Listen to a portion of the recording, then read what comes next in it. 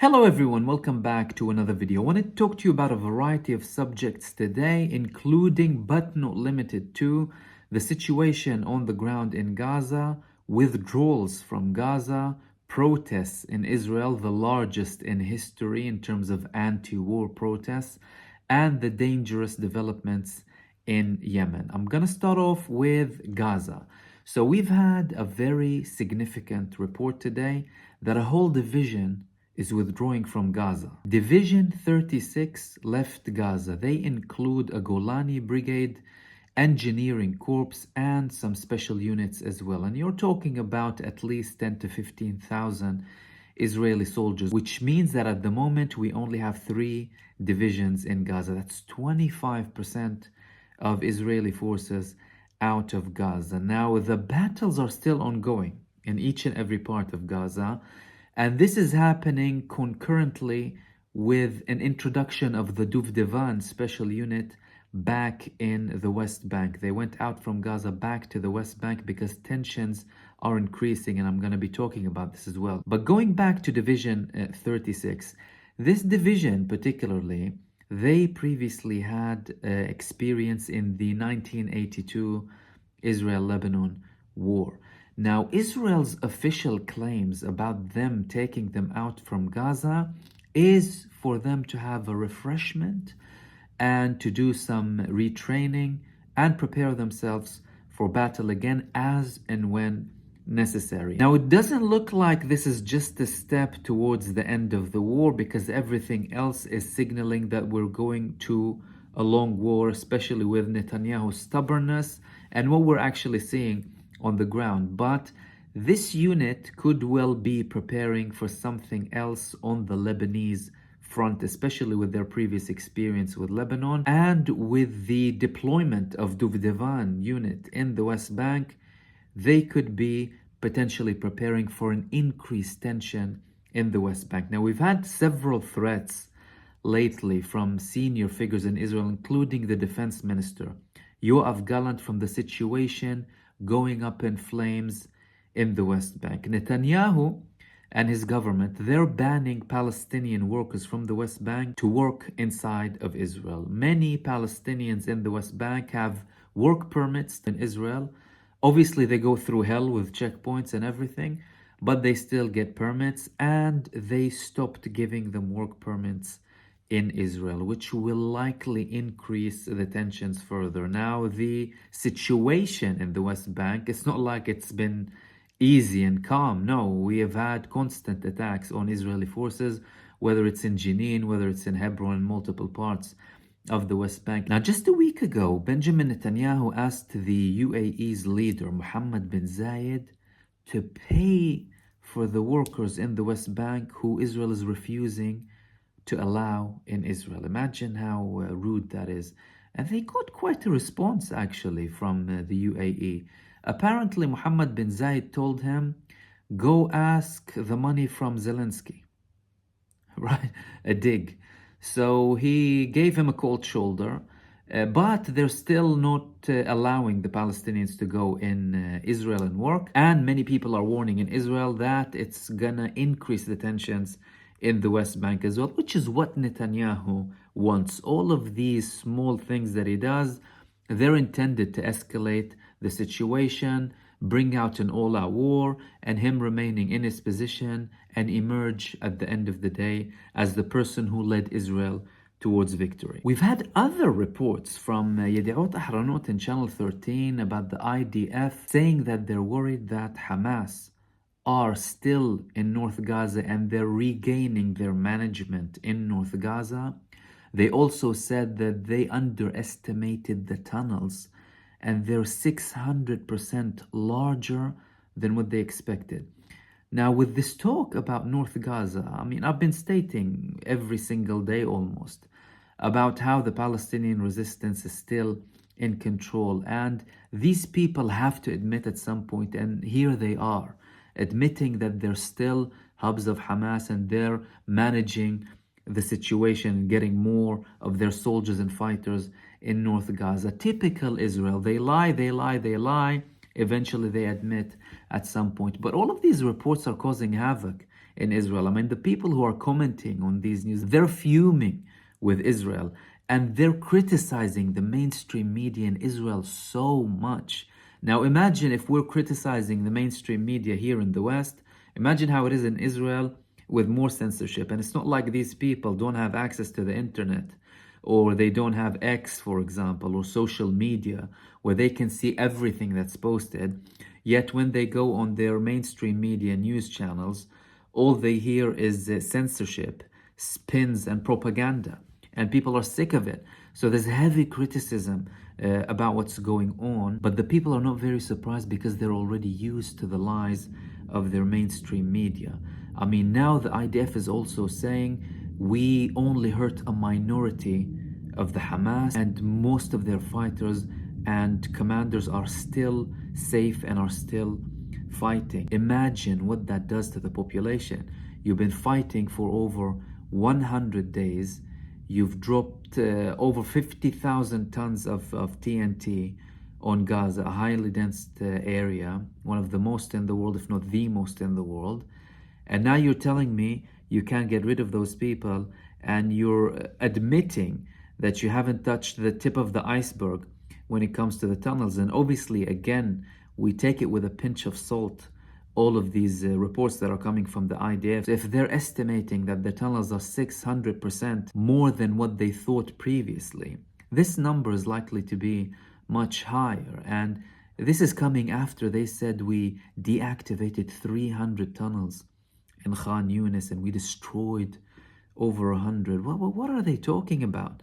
They're putting themselves to shame in front of their own population, the population that they supposedly want to feel like they have some sort of an image of victory, an image that Israel cannot find. And now they're admitting these things. Now, with regards to the actions on the ground in Gaza, we still had a very intense day. Mortar shellings, rocket launches, and direct engagement in fighting with the Israeli army. And as the division was leaving Gaza, they were primarily around the Khan Yunis area.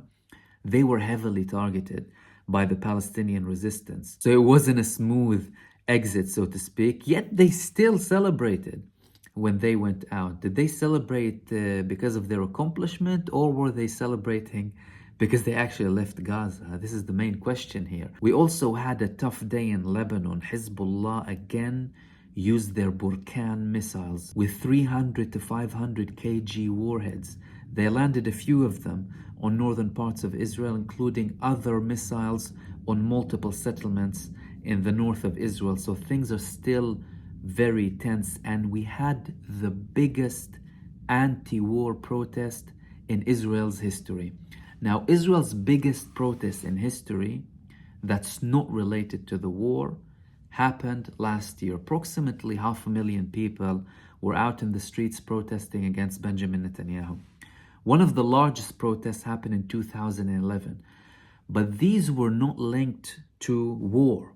In terms of war and people protesting against it, this was the largest protest in Israel's history. Over 300,000 people in Tel Aviv only. We had massive protests in Haifa as well, people calling to stop the war. And most of these people are Jewish Israelis. Now, some of you might be asking, what about the Palestinian citizens of Israel? Which is a very good question. Well, ever since the beginning of this war, Israel was in a state of emergency, and they used draconian laws to stop any protests sympathizing with Gaza. People went to prison for a like, for a share, for a small comment here and there when it comes to the war, and it proved to be effective.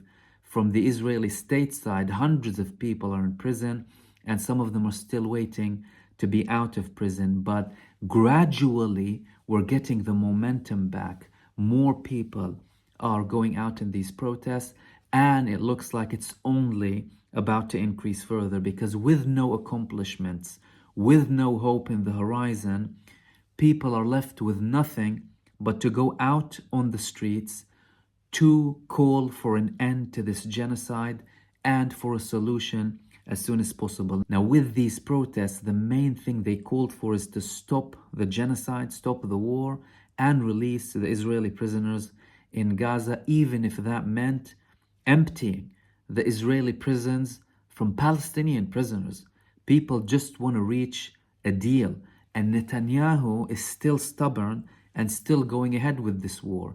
And the situation in terms of the cabinet, the situation between him and the defense minister, him and the leadership of the Israeli army is still awful. The division is increasing day by day, and the citizens in Israel don't know where the hell things are going. And the last thing I want to talk about is Yemen. The brave Yemeni people and the brave Yemeni resistance and them standing up against this genocide in Gaza. They attacked a US ship with a confirmed hit, a ballistic missile, and the US administration admitted that they were indeed targeted. There are still reports of some Marine Corps missing, and we had no update whether they found them or not, so things are getting very tense and the threats are not going anywhere. Yahya Sari', the spokesperson for the Yemeni army, Ansarullah, he said that they're still going ahead with their support for the oppressed Palestinian people, and they're still gonna target Israeli-related ships, and they're threatening the United States and the British Army and the coalition from any further attacks against Yemen, saying that they still have more surprises.